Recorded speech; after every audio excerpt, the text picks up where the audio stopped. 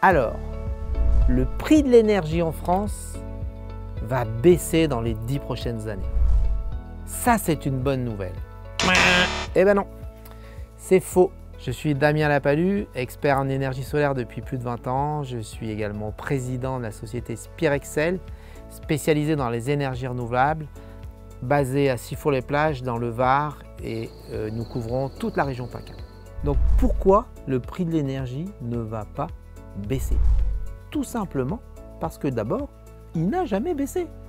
Si vous regardez sur les chiffres officiels ce qui s'est passé sur le coût de l'électricité par exemple sur les 10 dernières années, il faut savoir que l'énergie électrique en France sur les 10 dernières années a augmenté de 43%. 43%, c'est une moyenne, donc vous voyez, de 4%.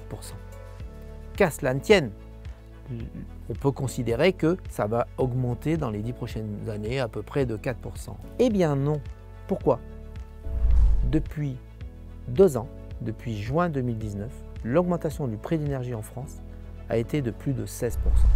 Rappelez-vous, en février, quelques mois avant les élections présidentielles, février 2022, qu'est-ce qui s'est passé? Le comité de régulation de l'énergie, c'est un comité qui détermine le prix de l'énergie. Il se réunit régulièrement et dit il faut que le prix de l'électricité augmente de temps. Ce comité de régulation de l'énergie a exprimé en février 2022 que le prix de l'énergie en France devait augmenter de 30%. 34 quelque chose. Qu'est-ce qui s'est passé? Immédiatement, les autorités politiques ont dit non, le prix de l'énergie n'augmentera pas de 34% pour plein de raisons, etc., etc. Il va augmenter de 4% et nous lançons un moratoire pour les quelques mois, donc jusqu'à la fin de l'année je crois, un moratoire sur le tarif de l'énergie. Ça veut dire quoi? Ça veut dire que l'augmentation du prix de l'énergie actée en février 2022 a été de 4%. 1er février 2022, la facture d'énergie a augmenté de 4%. Mais ça veut dire aussi que les opérateurs n'ont pas le droit d'augmenter leur prix pendant l'année 2022, le reste de l'année 2022. Alors là, nous sommes en août 2022. Qu'est-ce qui s'est passé aujourd'hui, ce matin? Nous sommes en mercredi. Il s'est passé la reprise de Conseil des ministres et donc le retour de nos politiciens préférés aux affaires après quelques jours de vacances. Qu'est-ce qu'a annoncé le président de la République aujourd'hui? Il a commencé en expliquant que les Français devaient comprendre que l'abondance énergétique est terminée, qu'il va falloir se serrer la ceinture sur l'énergie, sur le coût de l'énergie. Si on lit dans les lignes, qu'est-ce que ça veut dire? Alors, je n'ai pas une boule de cristal, mais cette vidéo prouvera dans quelques mois si j'avais raison ou tort. Cela dit, qu'est-ce que cela veut dire? Cela veut dire que dans les mois qui viennent, le gouvernement va accéder probablement, partiellement, mais sur des niveaux qui n'ont jamais été atteints, au choix et à la décision du comité de régulation de l'énergie qui va indiquer une augmentation très forte du prix de l'électricité. Pourquoi le gouvernement va accéder à cette requête? Tout simplement parce qu'il n'a pas le choix. Analysons un petit peu la situation. L'électricité en France est produite par l'énergie nucléaire à 80%. La moitié des centrales nucléaires en France sont non opérationnelles à ce jour. Pourquoi? Certaines sont en panne, il y a des problèmes de rénovation importants avec des chantiers qui ont pris beaucoup de retard avec le Covid. D'autres sont en entretien normal, mais donc ne sont pas opérationnels pour l'instant. Donc, l'énergie nucléaire aujourd'hui, et on le sait très très bien, doit rénover son parc.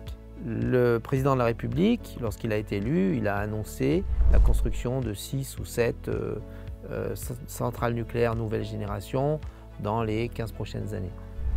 Ça aura un coût, il faudra le financer. La société EDF, qui est le fleuron énergétique français, qui était semi-privatisé et renationalisé cet été 2022 où l'État a racheté les parts pour avoir les mains libres.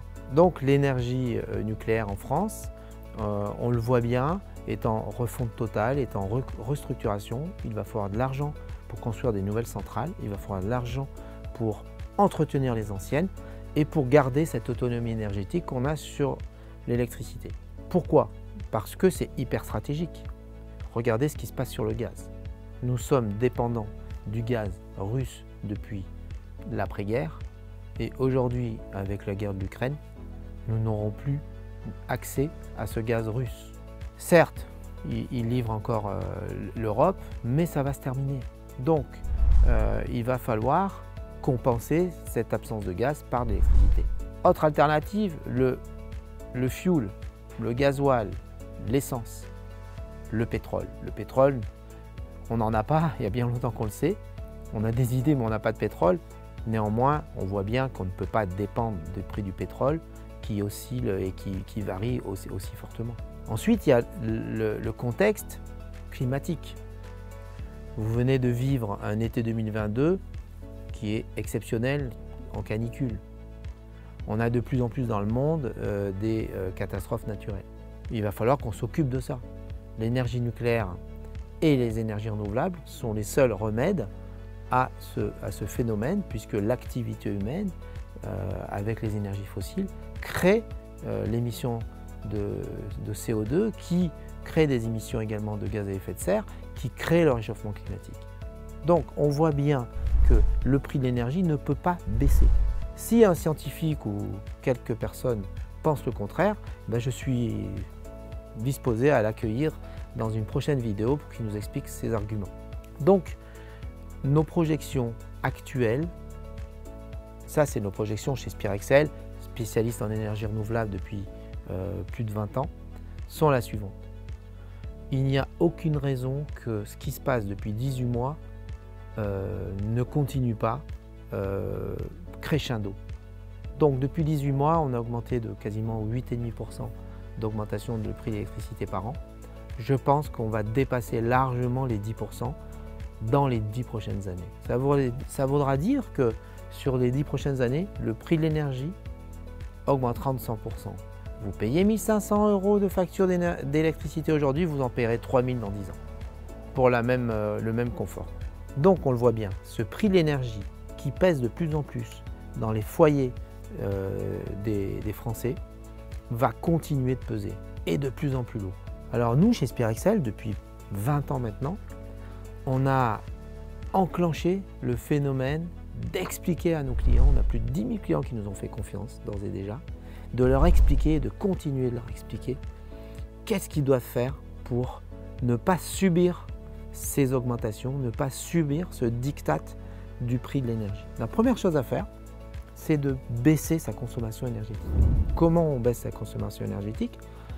Bien entendu, on peut isoler sa maison, on peut renforcer l'isolation de sa maison, on peut faire des travaux d'isolation, mais une fois qu'on a fait les fenêtres et un petit peu d'isolation des combles, isoler la totalité de la maison, c'est quasiment construire une deuxième maison. Donc voilà, il y a des projets pour le faire, il y a des aides pour ça, mais on voit bien que le sujet majeur, c'est le changement de système de chauffage, mais qui est combiné à l'énergie solaire.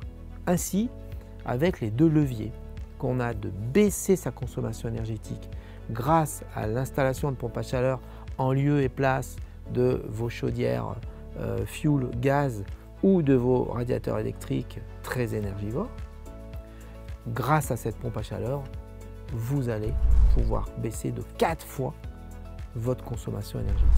Qui dit baisser de 4 fois sa consommation énergétique, ça veut dire baisser de 4 fois sa facture d'énergie. Ensuite, deuxième levier, l'énergie solaire. Beaucoup de gens en France peuvent créer une centrale photovoltaïque sur leur toit ou dans leur jardin et peuvent donc produire de l'électricité solaire. Cette électricité solaire, elle peut couvrir jusqu'à 70% des besoins, surtout lorsqu'on a travaillé sur déjà une baisse de la consommation d'énergie. Donc, en alliant ces deux leviers, baisse de la consommation énergétique alliée à production d'énergie solaire, on va non seulement baisser considérablement de plus de 80% le coût énergétique avant transformation et avant travaux mais surtout, on va figer ce coût énergétique pour les 10, 20, 30 prochaines années. Ce remède-là, je crois qu'aujourd'hui les autorités l'ont compris puisqu'ils mettent des aides en place pour notamment favoriser le remplacement des chaudières fioul gaz par des pompes à chaleur. Ils ont mis depuis 2017 le concept de l'autoconsommation avec revente de surplus qui est aujourd'hui très opérationnel et qui est vraiment un concept qui accompagne bien les investissements de nos clients. Et on voit qu'on a une réponse, mais vraiment importante, très opérationnelle, immédiatement possible à mettre en place face à cette augmentation de l'énergie. Alors je dirais que depuis 6 mois, on a vécu, depuis cette guerre d'Ukraine et depuis tous ces phénomènes qui sont en train de se passer, on a vécu là, on peut dire qu'il y a une prise de conscience qui a été faite déjà et on a vécu énormément de gens qui nous ont posé les questions. Ça coïncide aussi avec tous les webinaires qu'on fait où on explique aux gens. Ça coïncide aussi avec ces vidéos que vous voyez sur notre chaîne YouTube. Donc voilà, on veut contribuer dans ce mouvement qui est en train de se passer. On veut contribuer très fortement auprès de la population française à cette prise de conscience et surtout au passage à l'action de nos clients et de nos futurs clients. Voilà, donc ce sujet de l'évolution du prix de l'énergie, on l'abordera tous les trimestres dans des vidéos pour actualiser en fonction des nouvelles réglementations et des nouveaux faits qui interviendront dans les mois à venir.